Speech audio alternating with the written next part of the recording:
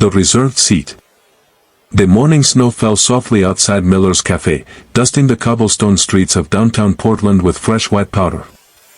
Inside, the warmth wrapped around customers like a gentle embrace. The scent of cinnamon and freshly brewed coffee filled the air, mixing with the soft notes of a piano playing holiday classics. Emma sat by the window in her usual spot, watching the world pass by. Her wheelchair was positioned perfectly so she could see both the street outside and the cafe's entrance. She came here every Saturday morning, always at 9 o'clock, always to the same table. It was her quiet ritual, her peaceful escape from the week. She took a slow sip of her peppermint mocha and opened her journal. The pages were filled with her thoughts, her dreams, and small observations about life. Emma had been coming to this cafe for 6 months now, ever since the accident that changed everything. The car crash had taken her ability to walk, but it had also given her something unexpected. It had taught her to slow down, to notice the small beautiful moments that most people rushed past. Across the cafe, Thomas Morrison stood in line with his daughter, Sophie. The little girl clutched her teddy bear tightly, her red curls bouncing as she pointed excitedly at the display of pastries. Thomas smiled down at her, but his eyes carried the weight of exhaustion. Being a single father and running a technology company left little time for rest. "Daddy, can I have the chocolate croissant?" Sophie asked, her blue eyes wide with hope. "Of course, sweetheart," Thomas replied, his voice soft and warm despite his tiredness. Sophie was 4 years old and had been through so much already. Her mother had left 2 years ago, disappearing without explanation, without a goodbye. Thomas had thrown himself into being both parents, determined to give his daughter all the love she deserved. But lately, he felt the loneliness creeping in during quiet moments. As they waited for their order, Sophie tugged on his hand. "Daddy, look. That lady has a chair with wheels." Thomas followed her gaze and felt his chest tighten. He recognized Emma from previous visits, though they had never spoken. There was something peaceful about her presence, something that made the chaotic cafe feel calmer. "Yes, baby, that's called a wheelchair," Thomas explained gently.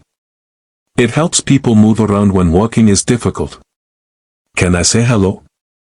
Sophie asked, already pulling toward Emma's table. Before Thomas could respond, Sophie had slipped from his grasp and made her way across the cafe. His heart raced as he quickly followed, apologizing silently to the other customers they passed. Emma looked up from her journal to find a small girl with bright red curls standing beside her table, teddy bear in hand and smile on her face. "Ha!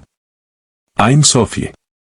This is Emma Buttons," the little girl announced, holding up her teddy bear. Emma's face broke into a warm smile. "Hello, Sophie. Hello, Emma Buttons. I'm Emma. Your chair has wheels. That's so cool."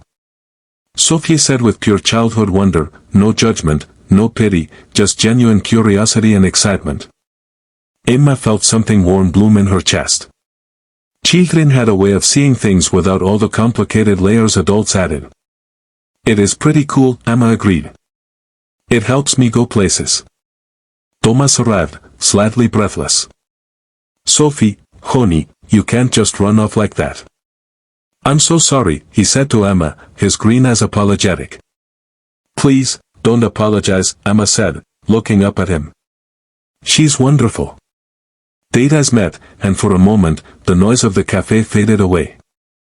There was something in that glance, a recognition of shared loneliness, of carrying burdens that others couldn't see. "And Thomas," he said, offering his hand. "Emma," she replied, shaking it. His grip was firm but gentle. "Daddy, can we sit with Emma?" Sophie asked, looking between them hopefully. Thomas hesitated, not wanting to intrude. But before he could speak, Emma gestured to the empty chairs at her table. "I saved this seat for you," Emma said softly, surprising herself with the words. But somehow, they felt true. She had been sitting at this table alone for months, and perhaps, in some way, she had been waiting. Thomas felt his throat tighten with unexpected emotion. When was the last time someone had made space for him? Really made space, not just in a chair, but in their world? Thank you, he said quietly, helping Sophie into a seat before taking the one beside her. The barista called Thomas's name, and he excused himself to collect their order. While he was gone, Sophie scooted her chair closer to Emma. Do you come here every day? Sophie asked. Every Saturday, Emma replied. It's my special time to write and think. What do you write? Stories, mostly. And things I notice. Like how the snow falls differently each time. Or how people smile when they smell fresh coffee. So piensas cruel. You notice a lot of things. Yes, Emma said thoughtfully. When you slow down, you see more. Thomas returned with their drinks and pastries. As they sat together, something beautiful and unexpected began to unfold. The conversation flowed naturally, moving from small topics to deeper ones. Thomas talked about the challenges of raising Sophie alone. Emma shared about her accident and her journey of learning to find joy in a life that looked different than she had planned. Sophie colored on some napkins, occasionally interjecting with observations that made both adults laugh. The little girl seemed perfectly content, building a bridge between two people who needed connection but had forgotten how to reach for it. You know what's strange? Thomas said after a comfortable silence. I've been coming here for weeks, and I've always noticed you sitting here. There is something peaceful about this corner.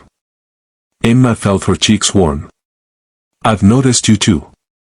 You always order the same thing. Black coffee and whatever Sophie wants. Guilty as charged, Thomas smiled, and Emma noticed how it transformed his tired face into something lighter. As the morning stretched into afternoon, none of them seemed eager to leave. Sophie fell asleep in her chair, MR buttons tucked under her chin. Thomas and Emma continued talking, their voices low and warm. Would it be too forward, Thomas began carefully, to ask if you'd be here next Saturday? Emma's heart fluttered. I'm always here on Saturdays. Then maybe we could make this a tradition? If you'd like company, that is. Emma looked at this man with kindness and his sweet daughter, and she felt something shift inside her. For months, she had been waiting for her life to go back to what it was before. But maybe life wasn't about going back. Maybe it was about making space for new and beautiful things. I'd really like that, Emma said. I saved this seat for you, after all. Thomas reached across the table, and Emma placed her hand in his. Outside, the snow continued to fall, covering the world in soft wet silence. Inside Miller's café, three lonely hearts had found each other in the quiet space between what was and what could be. And sometimes, Emma thought as she looked at their joined hands, that's exactly where the best stories begin.